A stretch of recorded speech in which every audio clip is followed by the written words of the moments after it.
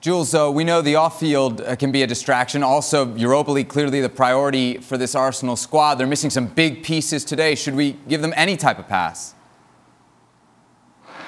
I mean, the season has been a pass, really, to be fair. So, of course, I don't think the protest outside the ground helped. I don't think the game against Villarreal in midweek coming, because that's clearly the priority, helped either. Plus all the players, as you said, missing. No Lacazette, no Aubameyang, no Tierney, no Odegaard. And they are big players, key players in that team. Some of the ideas on the pitch were good. The problem is the lack of talent. I mean, the lack of quality in that team in certain position is so obvious that you could have all the good ideas that you want and good manager. On the pitch, what they do is just not enough, and that was, again, I think tonight sums up very much the Arsenal season. On the pitch, off the pitch as well, with the tensions, with the issues between the ownership, the fans, etc. Plus on the pitch as well, the fact that they've been very inconsistent. Of course, they're capable of good results, and we saw that against some of the top teams, home and away, and some really poor results, like against Fulham, and again today. And VAR didn't help, of course, today, because that call on the penalty is a call that if it's someone far more competent than David Coote as the VAR referee, I think that's not given as an offside, and it's a penalty, and it might be a different story. But again, you can't hide behind VAR. It was just not good enough from Arsenal again tonight.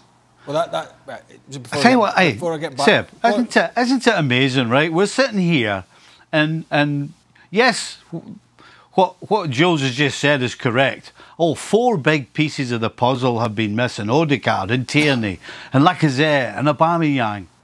But guess what? You know, with those four big pieces, they're still in 9th place. So I don't know who's kidding who. This just is not a good team, and it's not a good squad. And the so-called big pieces, well, they ain't pulling the rest along, that's for sure. Craig? Well, Odegaard, come on, at least played some part. I mean, if you're, with all respect, if you're relying on a loan signing... Yeah, exactly. If you're relying on the likes of him and Lacazette, who actually at the start of this season we thought wouldn't even be there. Tierney's been a surprise how influential he's been, and Aubameyang started the season awfully as well. So it's just not a good side, and if we try and paint it anything else, then we're not telling the truth.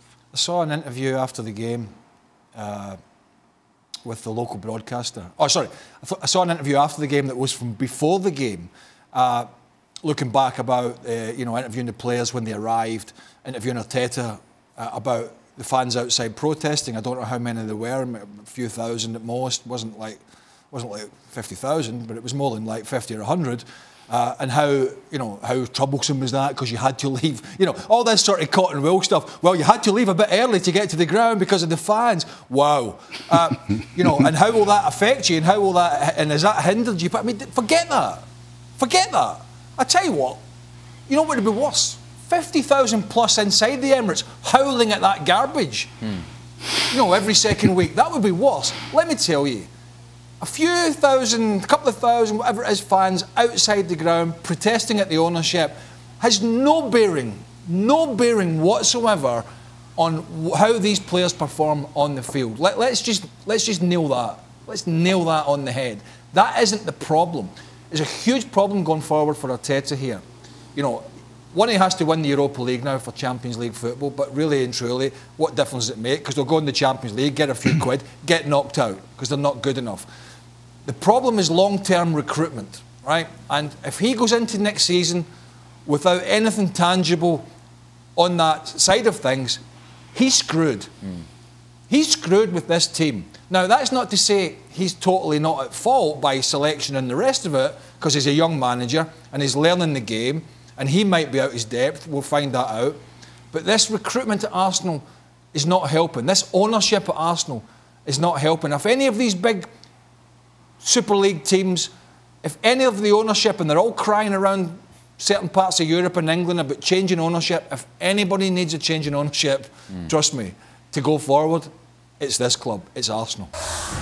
Well, thank you very much for watching ESPN on YouTube. For more sports highlights and analysis, be sure to download the ESPN app. And for live streaming, premium content, and let's not forget as well, ESPN FC 7 days a week, subscribe to ESPN+.